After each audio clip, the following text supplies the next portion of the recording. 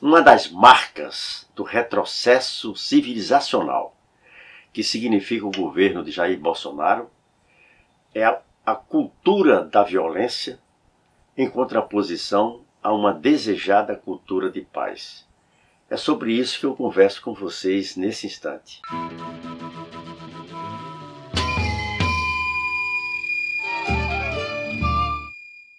Dias atrás, quando o presidente da República assinou o decreto que libera a posse de armas, inclusive a permissão para atirar em eventuais invasores do domicílio do portador da arma, pousou para fotos com um grupo de deputados da chamada bancada da bala, quase todos fazendo aquele gesto significativo de empunhar armas e atirar.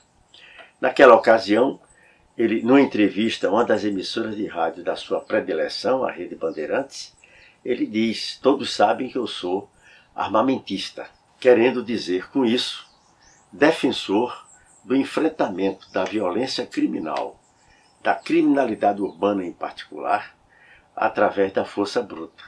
Uma ideia ultrapassada há décadas. Há umas 3 décadas, com a derrocada dos regimes militares na América do Sul, se instalou um excelente debate, do qual eu tive a oportunidade de participar aqui no Brasil, em alguns países da América do Sul, quando era vice-prefeito do prefeito João Paulo, e cuidei durante quase 6 anos da política de prevenção da violência criminal urbana, inclusive coordenando um consórcio metropolitano que reunia todas as prefeituras da região metropolitana do Recife, endereçado para essa política. Naquela ocasião, já se estabelecia a substituição do conceito de segurança nacional, que armava o Estado para combater cidadãos eventualmente oponentes no campo das ideias do Estado estabelecido, ou seja, das ditaduras, para uma política que denominam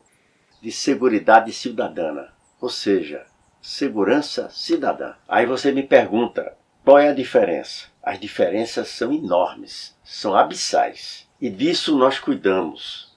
Um comitê coordenado pelo secretário de Assuntos Federativos da Presidência da República, no primeiro governo Lula, Vicente Trevas, do qual eu participei, juntamente com o prefeito Eloy Pietá, de Guarulhos, e o prefeito Pepe Vargas, de Caxias do Sul, nós 3 representando a Frente Nacional de Prefeitos.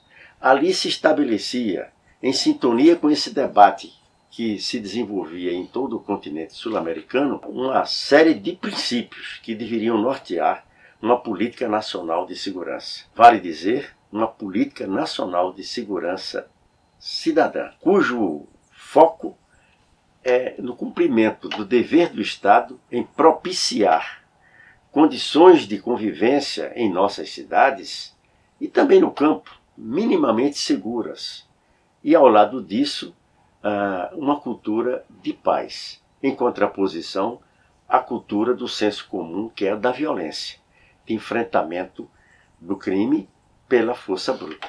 Essa política, movida por esses objetivos gerais, ela tinha uma espécie assim de espinha dorsal, baseada numa relação íntima entre repressão e prevenção, na compreensão correta de que para se enfrentar o crime organizado há que se praticar repressão, sim. Não é só com diálogo, com a conversa que se fará esse enfrentamento. Entretanto, no item repressão, a ideia que prevaleceu durante muito tempo, inclusive no governo Dilma, era de que a repressão deveria priorizar a inteligência e não exatamente o enfrentamento direto. É por isso que inúmeras quadrilhas de diversas ordens foram dizimadas sem um tiro, inclusive grupos que praticavam a corrupção, porque a prisão veio a acontecer como consequência de, às vezes, mais de ano de pesquisa, de investigação com base na inteligência.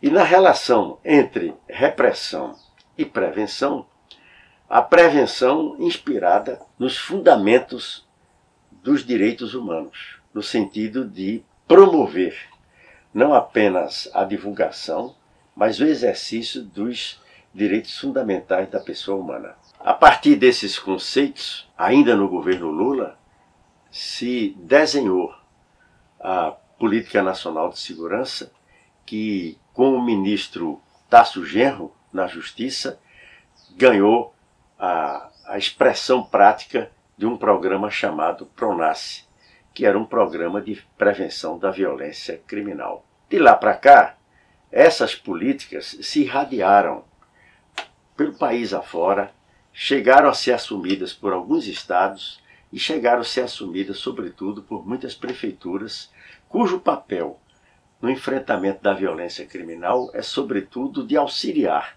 o Estado e a União Federal, cumprindo os municípios um papel, uma missão de prevenção.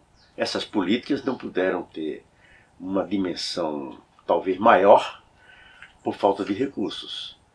Aí o Estado brasileiro, sempre às voltas com dificuldade de financiamento, aqui e acolá tem importantes políticas públicas cerceadas ou inibidas por falta de recursos. Faz parte dessa compreensão do enfrentamento da violência criminal o entendimento de que este é um fenômeno multicausal, ou seja, muitas causas contribuem para o incremento da violência criminal urbana. Entre eles, a situação econômica do país. Quanto maior a exclusão social, quanto mais se semeia a pobreza, a falta de oportunidades, mais se fortalece ou se semeia uma ambiência favorável à violência criminal. E há outros fatores. A sensação de impunidade, a sensação da corrupção do aparato policial, elementos da convivência social que em muitos lugares se tornam graves, como, por exemplo, a densidade habitacional numa determinada área e a densidade de habitante por domicílio, o nível de escolaridade, e há um elemento que permeia tudo isso, que é o papel nefasto da grande mídia monopolista. Como que a mídia trabalha pelo incremento da violência criminal urbana? Que é uma contradição. Todas as redes nacionais de televisão e de jornais se assumem como combatentes da violência criminal. Entretanto, nas grades de programação, inclusive da principal rede, que é a Rede Globo, a presença de filmes importados, marcados pela prática da violência, tendo como heróis, inclusive, personagens que exercem a violência sob o pretexto de combate ao crime, sob o pretexto de cumprir um papel de justiceiros, exercem a violência da maneira mais sofisticada e mais brutal. Por outro lado, a mídia também incentiva o consumo, um consumo para muito além das possibilidades reais do povo brasileiro. Registra-se numa incidência muito alta fatos de assaltos, de agressão à mão armada praticados por adolescentes simplesmente para subtrair de um outro um tênis importado, uma camiseta de grife, porque a televisão estimula que as pessoas comprem esses produtos, né? E quando não é possível. E há também uma concorrência terrível com o tráfico de drogas organizado, com o crime organizado, que recruta na população, sobretudo da periferia urbana, jovens e adolescentes, para que se cumpram papéis diversos na cadeia da distribuição de drogas, recebendo uma remuneração que no mercado de trabalho comum não receberiam nunca. Ora, para enfrentar essa gama de fatores que concorrem para a violência criminal, imaginar que armando o cidadão, imaginar que liberando as polícias para o cumprimento da força bruta, do assassinato indiscriminado de pessoas supostamente suspeitas, está muito longe da realidade. Faz com que o Brasil regrida 30, 40 anos atrás na cadeia dos países que buscam uma convivência civilizada. E com essa concepção do presidente Bolsonaro de que, praticamente liberando o uso de armas, incentivando o cidadão a reagir quando se sinta minimamente ameaçado, e essa sensação de ameaça é uma coisa muito subjetiva, nós todos sabemos, nos leva a imitar os Estados Unidos da América do Norte, onde a venda e o posse de armas é liberado na quase totalidade dos estados da Federação Norte-Americana e é, portanto, também um dos países mais violentos do mundo.